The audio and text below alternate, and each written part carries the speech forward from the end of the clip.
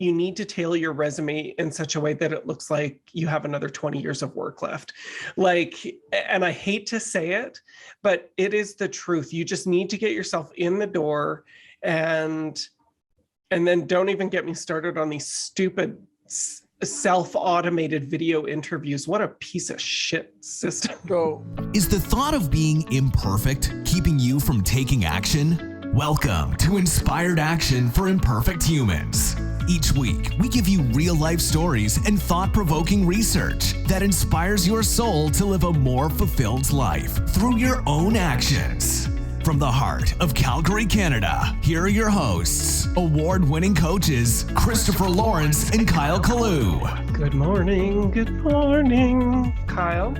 Good morning, good evening, good afternoon, wherever you are listening or watching. We had a false start to our podcast this morning because somebody set off the fire alarm. And that wasn't me, because I didn't want to do this. Like, that was not me. I just want to go on the record saying I did not do that. Why did you jump there so quickly? Now I'm suspect. Because I knew you would be. It wasn't before, but okay. What do you want to do today? Before we kick this off, I'd like to just let folks know, if you have not subscribed, if you've not downloaded, if you've not shared our podcast, what's up? Where are you at? Definitely do that, because we definitely want to get this information out there. Our goal is to have 10,000 downloads by the end of this season. What are we at now? 4? Don't ask that question. Let's just say the goal is 10,000 by the end. We're actually over 3,000. We're over 3,000. And we have 4 total downloads? No, we have 3,000. Anyway, listen, I want us to talk a little bit about something based off a post that I did on LinkedIn last week. Now, I've been meaning to ask this question on LinkedIn for a long time, and I think we should engage in a conversation today about that. So many folks seem to have mixed feeling about this particular subject. You know, let me just set this up a little bit. Sometimes when you put a job description out there, it doesn't always yield the best results, because I believe there's no real perfect candidate out there. I think it's a mixed bag of things. However, I'm going to interrupt for a second. Candidates need to remember that too. When hiring managers and HR post a job description, they're posting their wish list. So they don't expect to get it all. So don't be turned on. Like, I look at some of this stuff that's out there. It's total garbage. It's like, we're looking for an admin with a master's degree. And it's like, well, fuck you. Like, get a life. Fuck you. Well, like, some of the job descriptions are not even that clear, and I think people can say that. But before we get into it, because that actually triggers a point for me as well. But here's the question that I did. I asked this question on LinkedIn. I said, would you hire someone without experience if they're trying to transition careers? Would you? Me, I would. Of course I would, because I sit here and I coach the other side of it. And between you and me, it's like, I don't know, like I think it's an interesting question. And I also think about, would you hire someone who is 5 or 10 years away from retirement? Because I'm sorry, ageism is absolutely real. I actually think people are more likely to hire someone who has less experience than they are to hire someone who is closer to retirement or who has a lot of experience, because they think they're going to have to pay. I hate this. I hate this when HR, girl, I'm going to find every soapbox I can today to stand on. Girl, I'm 3 soapbox high now, but just give me a second here. I hate this because HR will decide for you. Like, if they think you're overqualified, they'll decide for you. If they think you're going to retire soon, they'll decide for you. If they think, like, they will decide for you. And this is why I encourage people, it's like you might have a body of work, but if you think you're going to get targeted for ageism, you need to tailor your resume in such a way that it looks like you have another 20 years of work left. Like, and I hate to say it, but it is the truth. You just need to get yourself in the door, and then don't even get me started on these stupid self-automated video interviews. What a piece of shit system. So I know we said we're going to go deep, but you already got there. I mean, there's no build up on that deep, but let's just back it out a little bit. Let me just tell you a little bit of the results, and then we'll talk about what can people do. I kind of want to ask you how deep is it, but well. As you know, there's a lot of leaders, HR professionals, and a few others that's on my network on LinkedIn. So when I asked that question around, would you, I knew I'd be somewhat talking to hiring managers or people in HR. And I know you have quite a few HR people too on your LinkedIn profile in your network. And so the results was, and this is almost 200 people actually voted on this. And there's quite a few comments. I think over about 30 comments or so, added some comments as well. And here's what they said. So 79% of them said yes, that they would hire someone that was may have some skills gap or not the most qualified for that gig. 5% of them said no, they would not. And about 16% said it depends, and some of them left a comment. And I want to read one of this comment here. The person said, this is very important question. So many people that are in her network are in that situation. The process is often broken around accepting resumes and interview process. So how does one even get a chance? And so this is my thing. It's almost, I remember when I tried to get a credit card, they were like, well, you have no credit history. I was like, well, how else am I going to get a credit history if I don't get credit, right? Like, how do you gain experience? How do you gain experience if you have no experience? Like, I remember being in that position too. It's unfortunately, it's something that most people who are not just young people, because you could be entering a new field, or maybe you had a gap for some reason of 4 or 5 years, which happens more frequently than not these days. It seems like, it's like there's all sorts of reasons why somebody could be in that position. Maybe there was a stay-at-home parent, male or female, or non-gendered as well, because we have lots, it's not just women that are staying home anymore, right? So there can be lots of reasons why. Yeah, I'd hire that person. By the way, I would hire that person in a heartbeat, because those people tend to be the best coordinators on the planet. Absolutely. Here's another comment that I thought was interesting that I didn't realize until the person said it. This person said, many of our careers didn't exist 5, 10, 15, 20 years ago.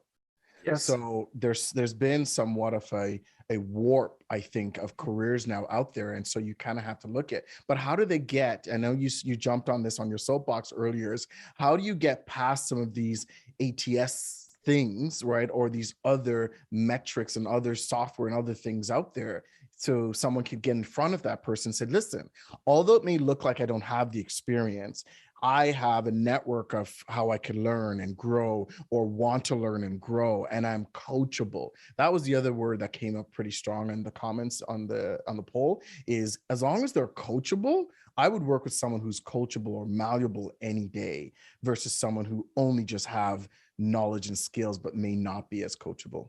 What do you think about that? I mean, I agree. I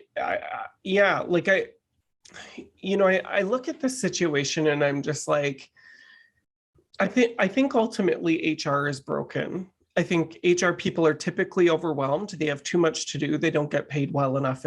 Most of them don't get paid well enough, in my opinion. I think lots of times they have to do the dirty work. And what do you mean by that, dirty work? Well, it's like hiring and firing, I'm going to do 200 layoffs knowing that 201 is me.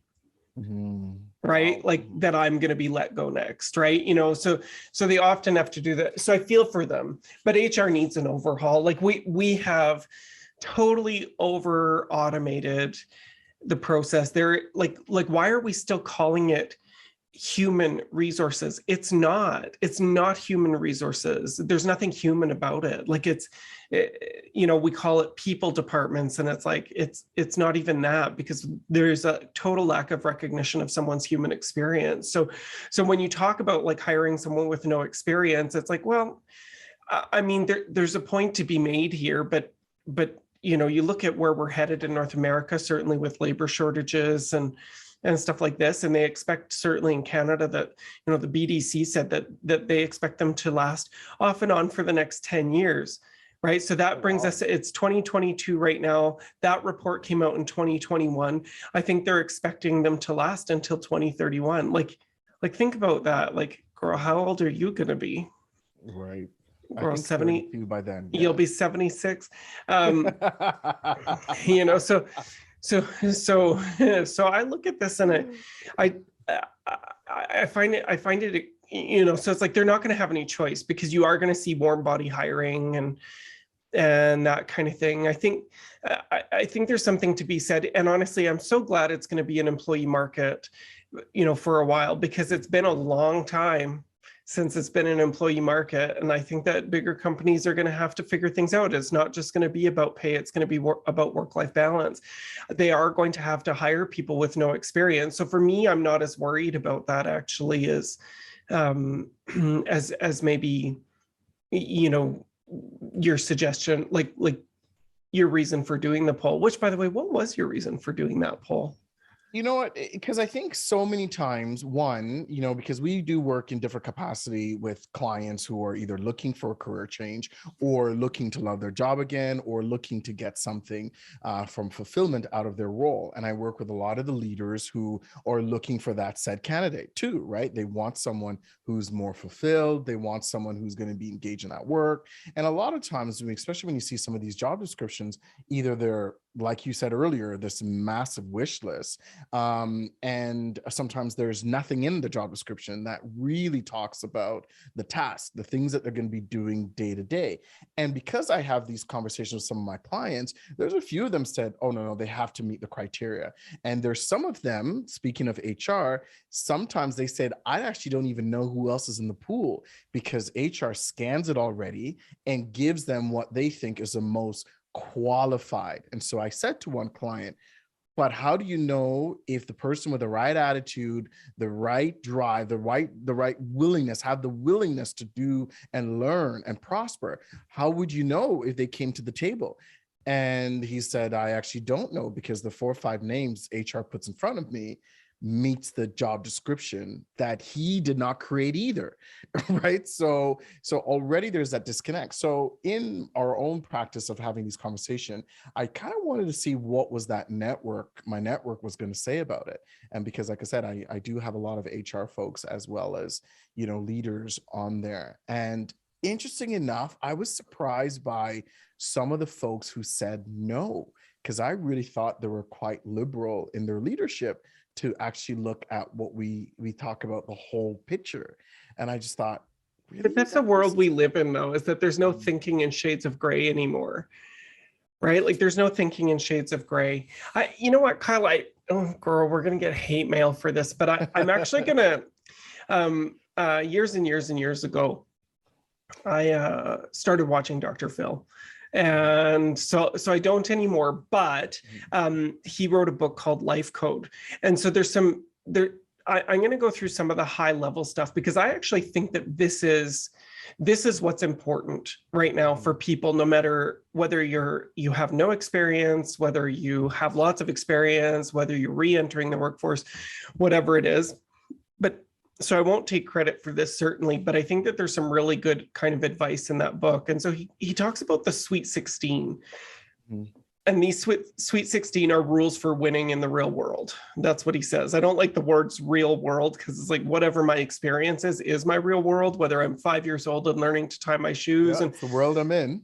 That's it. But what he alludes to is that the world has changed a lot in the last couple of decades, and certainly because of the advent of technology. I listened to a really cool TED Talk this morning from a guy in, I think, Sweden or Switzerland. Unfortunately, I can't remember. I'll get the name up here right away. It's of course now my phone won't work. But basically what he's saying is that we get a junk heap of okay, here's what it is. It's how to stop your thoughts from controlling your life. And it's by Albert Hobom. I'm sorry if I'm saying it wrong. Hobohm. And it's TEDx KTH. So basically what the premise of his talk was is that it's that we are constantly violated with a junk heap of data, whether that data is what you choose to eat, because food is information, right? People say food is fuel, but that's an understatement. Food is information. It tells your body how to express itself, or it's news headlines or whatever. His premise is really simple, which is you need to meditate at least 4 days a week for 15 minutes a day so that you can give your brain space. And the second thing he talks about is be really cautious about what junk your brain is downloading every day. So control your social media, control this, control that. As you know, Kyle, I might tap into social media once a week, maybe, sort of. Like I don't really participate in it. My life is so much better as a result of that. It adds zero value. The news adds zero value because it's not newsworthy anymore. It's just headlines. The news is a business too, right? So everything's biased and whatever. So kind of in that same thing, if you kind of look at this, you look at giving your brain space and being more clear about what you want. So Dr. Phil in his book, he talks about the Sweet 16, and I won't necessarily get into all of these. We'll see how much time we have. But one of the things that, regardless of where you are, is that you have to have a defined image. So in other words, you have to know who you are and never waver from that. Do not define your image as something that you're not. So I know that I am both a compassionate person, but I can also get super heated and social justice-y. I will not define myself as anything but those, because that is true to form. And then I live within that, right? As opposed to trying to be something that I'm not. So another way of saying this, Kyle, is like having a personal brand. So whether you're new to the workforce or you're not, whether you have experience or not, you have to have a defined image. How are you presenting yours? And it's okay if it changes over time, but you have to know who you are walking into a company right from day one. How are you presenting yourself? Yeah, not who do you want me to be? You know what I mean? And I think sometimes when someone looks at the company culture or value and all these other stuff, or the job description, instead of saying, okay, I know me, let me see how this works with me or highlights me, or ways I can highlight it with me, instead of, oh yeah, I'm gung-ho, I work great with teams. When you done know, you don't want to work with people. You don't want to be in front of people. Yeah. Right? Like, don't tell people you're a team player if you know you're not. Yeah. Like, I think that and some people are afraid that they'll get disqualified, and I get it. Like, when there is job scarcity, you got to do what you got to do to survive, right? Like, that kind of plays into, Kyle, what the next one is, which is you have to have a perception of uniqueness. So basically it's like, here's what I'm known for. This is what you'll get with me that you won't with anyone else. Like, and another way of asking this, I have a great coach, and he asks me the question all the time, what are you best in the world at? And I'm like, well, nothing. Like, there's going to be somebody who's always better than me at anything. And he said, I disagree. You need to define it. Yeah. And so I think that's really important. What is your uniqueness? What are you bringing in that nobody else is going to have? Right. And in the interview, find ways to speak to it. Right. That's right. Because, I know a lot of people will always say, okay, I looked at some questions. I'm trying to answer questions. What are some questions? And I said, no matter what the question is, find a way that I could communicate my brand, find a way I could communicate how I can help them solve the problem that this job description identifies that needs to be solved. Right. No matter what, they could ask me. And sometimes there's some dumb questions. And what you just said is one of the dumb questions I usually hear from, HR, the recruiting process, of why should we hire you, Christopher, and not the other candidates? Right. I'm like, well, I'm not seeing the other candidates. If you want me to help you with the recruiting process, then show me all the other candidates. Right. So what I'm hearing is, instead of answering it that way, say, okay, let me tell you about my uniqueness. Yes. Poor HR is taking a beating during this, but it's just, it's not their fault. This is their training system. It's a system that they've been in for a long time, right? It's very institutionalized. And so because of that, there's no new thinking that's happening. Anyway, so HR, if you're hearing this, like I said, just stick with us. We're going to get through it. We know what you're up against, and we're trying to help you as well. All right. Yeah, that's it. Yeah, like that's it, right? So, or when they ask questions, like I had a client that was, I'm not even kidding you. They brought her in for an in-person interview, and they said, okay, fill out this form. So she fills out a Like an form, which assessment? is like, it's basically like a handwritten paper interview. Okay. And then she says, and she's all dressed up. And then they hand her another form after that was basically like, all the grade 2s are out for recess. Is it fair to say that A, all of the students are out for recess? B, only the grade 2s are out for recess? C, and I'm like, what are you hoping to gain? This was for like a reception position. And I'm like, what are you hoping to get? Like, what is it? Like, they didn't tell her what it was. They didn't say it was a grammar or comprehension test. They didn't say anything. And then she hands it in and she says, okay. And the woman's like, yeah, so we'll get back to you. She's like, so no conversation? no interview. So I had this, so I said to her, I said, what would you do in the future? She said, I would have asked first, what is the outcome of these forms before I fill them in? And I said, and then what would you do? She would say, if they weren't going to meet with me, I would tell them to pull my application because I'm not interested in meeting with a leader who isn't interested in meeting with me. I don't want to work for someone who isn't interested in meeting with me. By the way, she left there and went and looked at their Google reviews just out of curiosity. Brutal, right? And they were awful. Like, it was like 1.5 stars. And do you know what most of it was? It was their front reception staff. That's what the reviews were about. So, I mean, it's like, oh, like, there you go. Like, you're not going to hire anyone. So I wanted to talk about a couple more of these Sweet 16. Sure. Mm-hmm.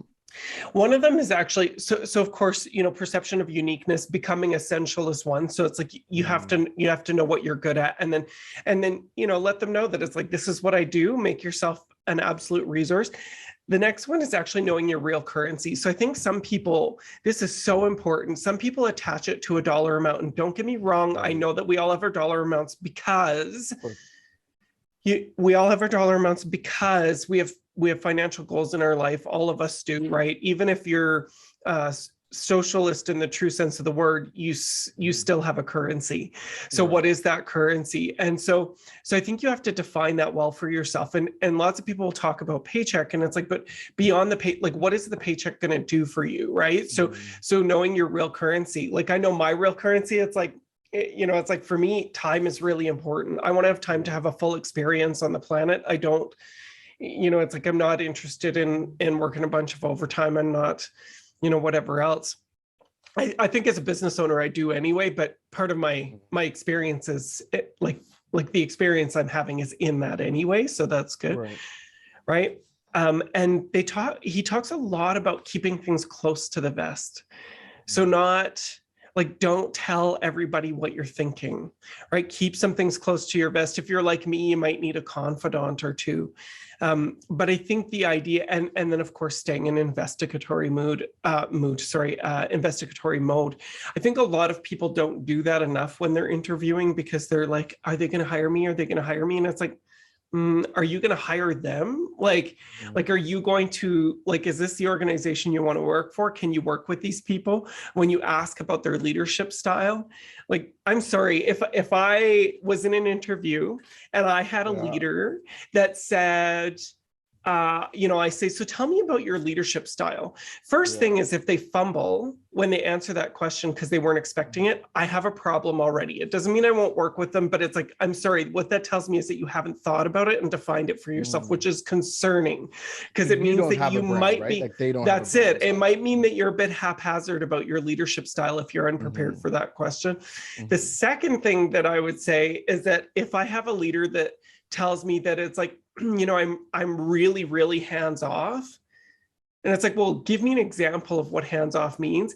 I just know for me, like, I like hands off, but I know for me, if that means that my leader is virtually absentee, I'm actually not interested in working with them. I need a leader I can get feedback from. You would do better under a leader like that, Kyle. Yeah, but the other thing too, even though hands-off leader, I think it's with context, because that's why you have to.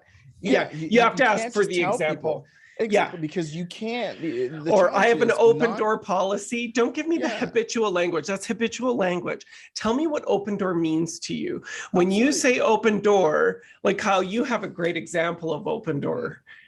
Absolutely. You know, one of the things I say about open door policy, it's not just for them to walk in, it's for you as the leader to walk out. Because here's the other thing, they're already intimidated by your title, by your stature, by all these other things that's going, even though you think you're the great guy, great gal, the great, most approachable person, blah, blah. People still feel a way about walking through your door and say, hey, here's what it is, right? And so, I mean, I'm getting the cue. As soon as I start talking, he's telling me to wrap it up, guys. No. Right? Sorry. I mean, for those who are watching, he's telling me to start wrapping it up. No, So you do just you know heard him go through 17 different things. But as soon as I start talking, I give him the wrap it up signal. Let me tell you what actually happens in those moments. I'm into it. I'm talking. I'm whatever. But of course, you guys know that it's like, I'm the one who hits the record button. I'm the one who sends it to our editor. I'm the one who names it. I'm the one who sets up the meeting in the first place to do this. And I also keep track of the time. But when I'm talking, I'm not looking at the timer.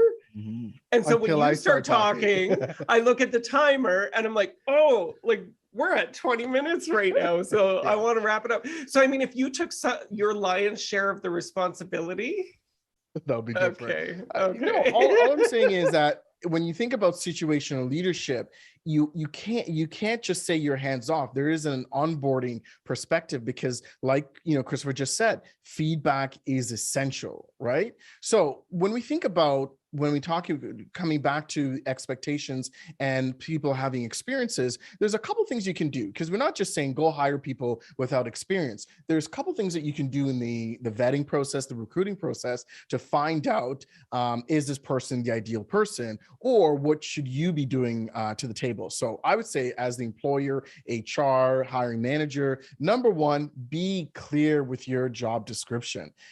I see so many job descriptions that's not clear. Be clear, meaning talking about the tasks. What are the tasks that you really want them to complete? What does that day in the life looks like? And again, what type of a person that you want to fulfill this role? Characteristics, right? You have to be really clear, because if you want someone to be a self-starter, you also want them probably to be a self-finisher. So be clear with that. Instead of saying, I want someone who could just go and start stuff, and then the person does that, but you weren't clear, right?